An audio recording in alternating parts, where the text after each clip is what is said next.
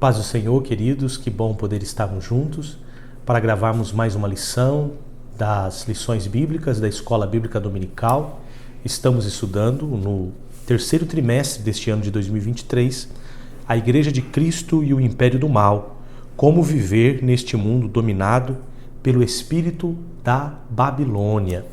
E hoje estaremos estudando a lição de número 7, que fala sobre a desconstrução da feminilidade bíblica. Tempos difíceis que estamos vivendo, tempos trabalhosos. Mas sabemos que Deus é quem nos dá graça, bondade e misericórdia para vencermos esses tempos que temos vivido. O texto áureo está em Provérbios capítulo 31, versículo 30, que é um verso daquela porção muito conhecida como a porção da mulher virtuosa. E esse texto diz assim: enganosa é a graça e vaidade a formosura, mas a mulher que teme ao Senhor, esta será louvada. A verdade prática diz que a mulher foi criada para cooperar com o homem. Deus lhe confiou a dádiva da maternidade e a função de ser esposa e auxiliadora. Esta lição, ela tem como objetivo explicar a feminilidade cristã, destacar a erosão da feminilidade a partir do ativismo feminista e da suposta liberdade sexual. E também focar a imagem da mulher virtuosa de Provérbios 31 como símbolo do projeto de Deus para a mulher. A leitura bíblica está toda neste momento, ou nesta porção. Provérbios capítulo 31, dos versículos 10 ao versículo 31, que temos valiosas lições para as mulheres. E esta lição tem como objetivo, que nós dissemos, falar a respeito de como é que Deus criou a mulher e qual foi o objetivo. Em Gênesis, nós vamos dizer que o Senhor criou o homem e a mulher à imagem de Deus. É muito interessante, quando nós vamos lá em Gênesis, na palavra do Senhor, vai dizer que o Senhor criou o homem e a mulher à sua imagem. E é interessante, quando nós lemos Gênesis no capítulo 5, versículo de número 1, diz assim: este é o livro das gerações de Adão. No dia em que Deus criou o homem, à semelhança de Deus o fez. Macho e fêmea os criou, e os abençoou, e chamou o seu nome Adão, no dia em que foram criados. Ora, que interessante esse texto, mostrando que Adão, aqui nesse contexto, não é Adão somente o homem Adão, mas o ser humano Adão, que foi constituído em macho e fêmea. Quando Deus formou do pó da terra Adão, ele formou Adão e formou a costela que posteriormente seria a mulher. Portanto, quando Deus fez Adão e Eva, ali naquela sua formação. Mas ela não foi manifestada a Adão desde os primeiros momentos. Mas mais a tempo, no capítulo 2, versículo 18, a Bíblia diz que o Senhor viu que não era bom que o homem esteja só, porque o homem percebeu que não havia entre a criação alguém que era semelhante a ele, da mesma altura dele, da mesma matéria dele, da mesma condição do homem. Portanto, então, o Senhor fez da costela de Adão uma adjutora, uma auxiliadora, uma que era a sua altura, a sua forma. E é nesse sentido que ele chamou ela de varoa, porquanto do varão foi tomada. Deus fez a mulher também da mesma imagem divina. Assim como o homem foi feito à semelhança de Deus, a mulher foi feita à semelhança de Deus. Assim como o homem é feito à imagem de Deus, a mulher também é feita à imagem de Deus. Na realidade, como eu disse, a imagem de Deus é a constituição humana, que é o complemento entre o homem e a mulher. Este homem e mulher é a imagem de Deus. Este homem e mulher é a imagem do Senhor. Esta é a semelhança de Deus. É como que se Deus fizesse esta imagem e semelhança em duas partes. Uma parte masculina, outra parte feminina. e quando eles se juntam, então tornam-se a imagem e semelhança de Deus. Portanto, a mulher não é em nada menor do que o homem, de forma alguma. A mulher tem a mesma importância, o mesmo valor, o mesmo tamanho do homem. Tem valores iguais. Não há distinção entre eles de forma alguma. São criados iguais em pessoalidade, em valor, em honra e em respeito. Deus não faz distinção do homem e não faz distinção da mulher. Tanto um quanto o outro têm o mesmo valor diante do homem. Porém, aí está uma diferença. A igualdade deles não significa que é uma mesma igualdade nas funções. Eles têm funções diferentes. Deus deu igualdade em valor, mas diferenças em papéis. Ora, isso é normal. Dentro de um corpo, eles têm o mesmo valor. A mão direita tem o mesmo valor da mão esquerda, mas tem funções diferentes. O pé tem diferença da mão, que tem o mesmo valor diante do corpo, mas tem funções diferentes. Ainda mais, o homem e a mulher, eles têm o mesmo valor, o mesmo tamanho, a mesma dignidade, porém de funções diferentes. Foi isso que o Senhor fez. Uma das funções ricas que Deus deu à mulher é o papel da maternidade. Isto é, um ato exclusivo que Deus deu à mulher, que Deus deu à mulher ou à pessoa feminina. Quando o Senhor os fez, o resumo da criação, que está no capítulo 1, e o Senhor deu a eles a ordem de que eles viessem a frutificar. O versículo 28 diz, e Deus os abençoou. Olha, a bênção era para o homem e para a mulher, os abençoou. E Deus lhes disse, frutificai e multiplicai-vos, e enchei a terra, e sujeitai-a, e dominai sobre os peixes do mar, as aves dos céus, e sobre todo animal que se move sobre a terra. Esta é a ordem de Deus, e esta aliança que Deus fez aqui com o homem, fez com o homem e com a mulher, porque a expressão dos versículos 28, dos versículos 29, dos versículos 30, toda ela aqui, o Senhor está falando de forma plural. Deus os abençoou. Deus disse, multiplicai-vos. Deus disse, dominai sobre todos. Eis que eu vos tenho dado. O Senhor falou de uma maneira plural e não singular. O Senhor não falou somente para Adão, o homem, mas para a constituição humana, o homem e a mulher. E nesse quesito, como eu disse, fazendo esta figura da separação, o Senhor deu à mulher a exclusiva capacidade da maternidade, de ser mãe.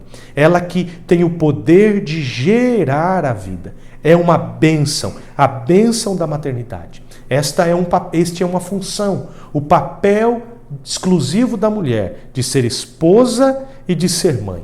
Tanto que, quando Eva a mãe de todos, teve o seu filho, Adão a chamou de Eva, que significa aquela que é a mãe de todos os seres viventes. Então, é uma dádiva. O papel natural da mulher é uma dádiva, que é a procriação, cuidadora do lar e cuidadora dos filhos. Ora, isso é um presente de Deus. As gerações ou a humanidade, ela só perpetua e ela está até aqui hoje por causa das mães. Todo homem veio de uma mãe. O próprio apóstolo Paulo vai dizer a respeito disso, que todo homem veio de uma mulher, de um ventre materno. Ora, na desconstrução da feminilidade, nós vamos ter os movimentos feministas, que um dos seus pontos mais sensíveis tem a ver com essa questão da maternidade, dizendo que isso é um ultraje, falando a respeito disso. Mas fogem contra qualquer espécie da própria lógica biológica. Toda feminista nasceu de uma mãe. E toda mulher não pode gerar por si mesmo. Houve a necessidade de um homem. A única diferença foi Maria, mas elas lutam por uma coisa que é impossível. Só haverá gerações após outras gerações, porque as mulheres receberam a bênção da maternidade.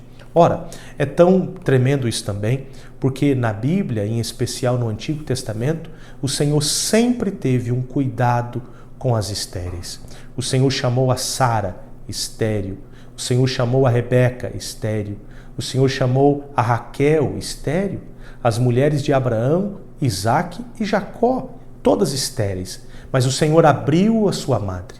Ora, a promessa é tão rica, porque a promessa que Deus fez a Abraão, a promessa de que ele seria pai de uma grande nação, o Senhor não disse esta promessa lá no capítulo 12 exclusivamente para Sara, ou não disse isso diretamente a Sara, mas dizendo a Abraão, esta promessa foi dada direto a Sara, porque Deus disse a Abraão que ele seria pai de uma grande nação e que nele seria bendita todas as famílias da terra. Portanto, isso significa, claro, que o Senhor fez esta promessa para Abraão e fez para Sara. Tanto que nos capítulos subsequentes nós veremos que eles tentaram uma forma de receberem ou de ajudarem Deus nesta promessa.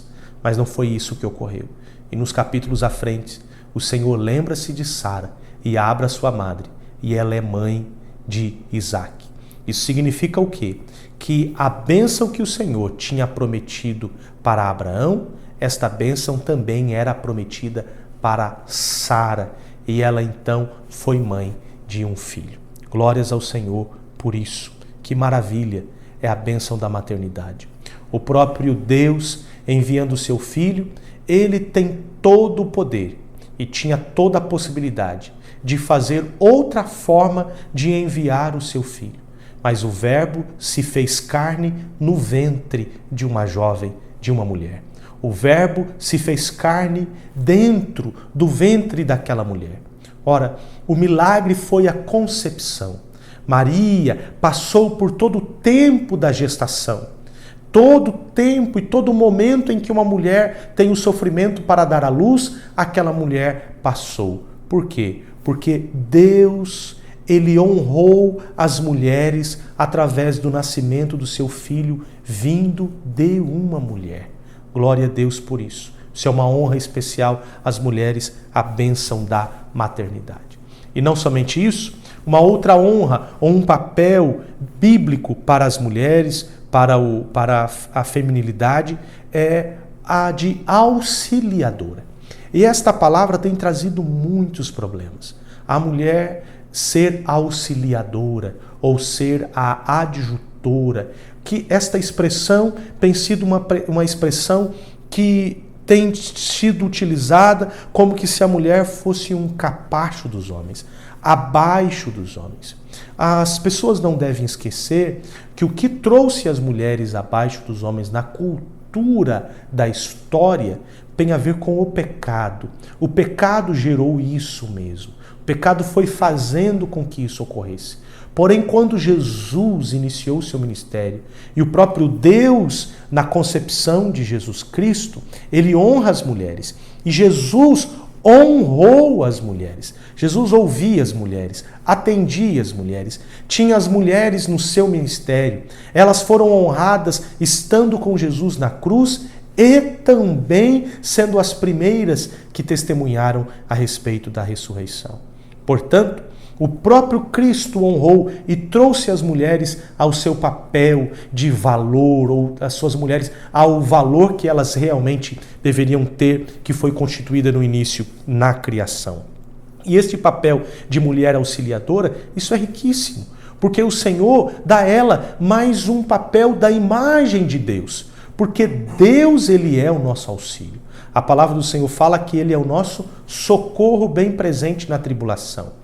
Que Deus é aquele que o socorro vem do Senhor que fez os céus e a terra. Que Deus é o nosso auxílio em todos os momentos. Ora, quando se fala que Deus é o nosso auxílio, que Deus é o nosso socorro, isso é a mesma expressão da palavra auxiliadora. E se nós trouxermos isso ao Novo Testamento, o próprio Jesus disse: eu subirei ao Pai e Ele enviará outro Consolador ou outro Auxiliador. Ora, o Espírito Santo é menor do que Deus? Nós sabemos que isto é uma heresia. O Espírito Santo com Cristo e com Jesus tem o mesmo tamanho em autoridade, em poder, em divindade, mas há funções diferentes. A função de Cristo, que é diferente da função do Espírito, mas são iguais em valor. Assim, voltamos. A mulher, sendo auxiliadora, ela de forma alguma é menor. Pelo contrário, é a função que ela tem. São diferentes em funções, mas são iguais no seu valor. E esta é uma nobre função, a função de ajuda, a função de socorro, a função de auxílio. Ora, quem seríamos nós sem as mulheres? Quem seríamos nós sem as mães? Quem seríamos nós sem as esposas? Quem seríamos nós sem elas? Elas são uma bênção, porque cumprem bem o seu papel, o papel de socorro, o papel de auxílio, o papel de adjutor. E a expressão que está escrito em Gênesis, no capítulo 2, no versículo de número 20 e outros versículos à frente, o versículo 18 diz: e disse o Senhor Deus, não é bom que o homem esteja só. Falei uma adjutora, uma auxiliadora, que esteja diante dele. É aquela que está de frente, aquela que o auxilia, aquela que está à frente dele, que o vê, que tem um olhar claro à sua frente. É quase que uma certa oposição, mas não é uma oposição, é uma união de olhares, é um complemento de olhares. Aquilo que o homem, sendo metade, não consegue ver, a mulher, na sua outra metade, complementa o homem. E o homem, então, complementa a mulher. Tanto que há um provérbio judeu dizendo que o homem solteiro é um homem pela metade, nesse sentido de que a mulher é que complementa o homem.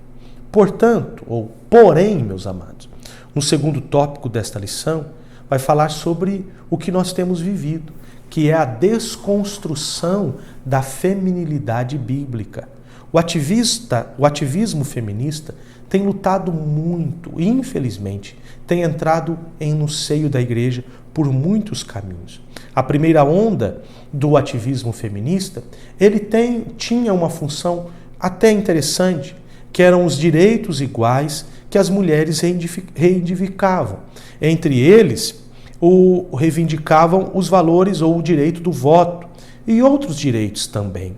Mas, a partir disso, em especial nos anos de 1960, entrou-se então a intenção da liberdade sexual, dos direitos reprodutivos, e veio de uma forma tão grande contra nós, falando que a mulher não nasce mulher, ela se torna mulher, que ela não nasce com esse aspecto feminino, mas ela vai se tornando algo construído.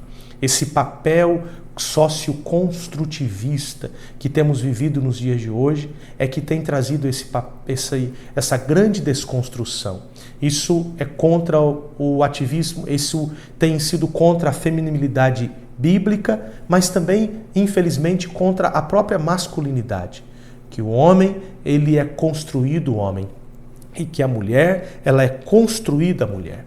E nos últimos tempos temos vivido desta década passada, a década de 2010, as expressões como meu corpo e minhas regras, indo contra a palavra de Deus, achando que a mulher tem o direito de fazer o que quer, em especial na questão do aborto. Nós temos visto isto sendo uma desconstrução tão grande contra os valores humanos. Nós devemos afirmar e defender os direitos das mulheres, bem como combater qualquer tipo de discriminação. Pelo contrário, o cristianismo valoriza a mulher, Cristo valorizou e nós devemos valorizar as mulheres. O próprio apóstolo Pedro, no capítulo 3 do seu primeiro livro, ele vai dizer que o homem que não trata a sua mulher com entendimento, entendendo que ela é um vaso mais frágil, no sentido da sua proteção e cuidado da mulher, as suas orações não serão ouvidas, porque ela é digna da mesma graça de Cristo e ela é herdeira do mesmo reino juntamente com este homem. Então ele tem o dever de tratá-la com hombridade e valorizá-la além de si mesmo. O apóstolo Paulo, ele vai falar aos Efésios que o homem deve tratar a mulher com um cuidado tão grande a ponto de dar a sua vida no cuidado da mulher. Então, nós devemos cuidá-la, de forma alguma discriminá-la, mas as ideologias que temos visto hoje, o ativismo feminista, de forma alguma tem a intenção de salvar a mulher de uma pseudo-prisão ou de libertá-la. Pelo contrário, está levando as mulheres a maiores prisões ainda. A liberdade sexual, como o sexo de qualquer forma, de qualquer jeito, fazendo com que a mulher seja livre daquilo que o Senhor construiu, que é a satisfação sexual dentro dos limites do matrimônio, mas toda forma de amor, ser livre ou ser próxima ou ser como algo verdadeiro, como algo que deve ser aceitado, isso tem trazido tantos problemas na história que temos vivido hoje. Isso se inclui a iniciação sexual precoce, a prática da homossexualidade, a fornicação, o adultério e a prostituição. E tem gerado tantos problemas como o aborto, a gravidez de adolescentes ou a gravidez indesejada e a desconstrução da família por meio deste ativismo ideológico deste movimento, o movimento feminista. Infelizmente, muitas pessoas, e muitas vezes por causa de falsas promessas, muitas irmãs cristãs têm caído nestas expressões tão difíceis, ou nesses ensinos tão complicados, mas que voltemos à palavra de Deus, confiando na palavra de Deus, sabendo o seu valor em Cristo Jesus, porque o ativismo feminista não liberta, pelo contrário, ele escraviza. Tanto que as mulheres não podem ter a sua própria opinião, mas a opinião delas tem que ser uma opinião coletiva. Há alguém que toma uma opinião para todas. E se alguém disser algo ao contrário, esta pessoa será ridicularizada, será desprezada, será cancelada por causa dessas coisas. Então, minha querida irmã em Cristo Jesus, ou você que, quem sabe, está nos assistindo agora e tem entrado por este caminho ou titubeado nesses dois caminhos, esqueça isso. Confie no Senhor. O Senhor tem um plano especial para a sua vida e você é a imagem e semelhança do Senhor, nosso Deus. Confie nele, naquilo que ele tem feito a você. Um outro movimento, ou uma dessas outras armas, ataques de Satanás à Igreja de Cristo, é a família tradicional. Nós cremos, e assim, dentro da palavra de Deus, que o casamento ele é monogâmico, ele é heterossexual e ele é indissolúvel. O homem ele é líder, mas não chefe. É aquele que está na frente, mas protegendo a esposa e os seus filhos. Os dois unem-se para cuidar um do outro. Mas a visão marxista, ela tem a intenção de desconstruir a família tradicional, promovendo a liberdade sexual e a dissolução do matrimônio. Eles auxiliam e eles enaltecem a lascívia e a luta entre os homens e a mulher, fazendo com que os que são um só tornam-se inimigos uns dos outros. Mas não esquecendo de que os homens não vivem sem as mulheres e as mulheres também não podem viver sem os homens. Mas, quando nós lemos a palavra do Senhor, em Provérbios capítulo de número 31, nós vemos então a mulher virtuosa como um símbolo bíblico da verdadeira feminilidade, ou da feminilidade que o Senhor tem preparado para as mulheres. Em primeiro lugar, esta mulher, ela é um modelo de uma esposa fiel, que tem o estimado valor. O versículo 10 diz: mulher virtuosa, quem a achará? O seu valor muito excede o de rubis. Ela tem um valor muito grande. O coração do seu marido está nela confiado. Ela é uma mulher de confiança. É uma mulher de uma conduta ilibada. É uma mulher que cuida da sua casa, que cuida do seu marido, que cuida do bem-estar de sua família, porque não há instabilidade nela. Ela tem um olhar para o bem do seu esposo e o seu esposo confia e cuida dela. Ela é uma mulher fiel, uma esposa fiel. Esta mulher, que é uma mulher segundo a vontade de Deus, além de ser uma esposa fiel, ela é uma mãe amorosa, uma mãe cuidadosa, uma mãe dedicada, que cuida da sua casa. No versículo 15, vai dizer que ela dá mantimento à sua família. No versículo de número 15, isso vai dizer que ela cuida da sua casa, mas no versículo de número 21 vai dizer que ela cuida da sua família, preparando agasalhos em tempos de frio ou de calor. Ela cuida da sua família. Ela também educa os seus filhos. Versículo 26 fala que ela abre a sua boca com sabedoria e a lei da beneficência está sobre a sua língua. Ela é uma mulher preciosa. Os seus filhos levantam-se e a protegem e a elogiam. Versículo 28 diz: levantam-se os seus filhos e chamam-na de bem-aventurada, como também o seu marido a louva. Ela não é uma mulher só dentro de casa. Esta mulher virtuosa não é somente uma esposa e mãe. Ela também é uma mulher administradora e ela é uma mulher empreendedora. Ela cuida bem da sua casa. No versículo 22, vai dizer que ela faz para si tapeçarias, cuida da casa, mas ela também cuida de linho fino e de púrpura a sua veste. Ela é uma mulher linda, elegante, que se cuida. Ela tem prazer em si, ela se ama, porque ela faz o melhor para a sua casa, mas faz o melhor para ela também. Nos versículos 14, diz que ela de longe traz o seu pão. Ela, no versículo 13, diz que ela busca lã, linho e trabalha de boa vontade com suas mãos. No versículo 16 diz que ela examina uma herdade e adquira, e ela planta também vinho com o fruto, uma vinha com o fruto das suas mãos, mostrando que ela é uma mulher empreendedora, que ela é uma mulher administradora. No versículo de número 20, fala do seu coração, quando diz que ela abre mão ao aflito e ao necessitado, ela estende as suas mãos. Ela é cheia de energia e cuida de si mesma e cuida do seu próximo, a ponto de que seu esposo vai dizer assim: muitas mulheres agiram virtuosamente, mas tu a todas és superior. Então, no versículo 30, nós temos a conclusão de quem é esta mulher virtuosa. A mulher virtuosa é aquela que não se apega na graciosidade simplesmente da sua idade, e nem da vaidade da formosura, mas é uma mulher que teme ao Senhor. Ela teme a Deus. Esta mulher será louvada.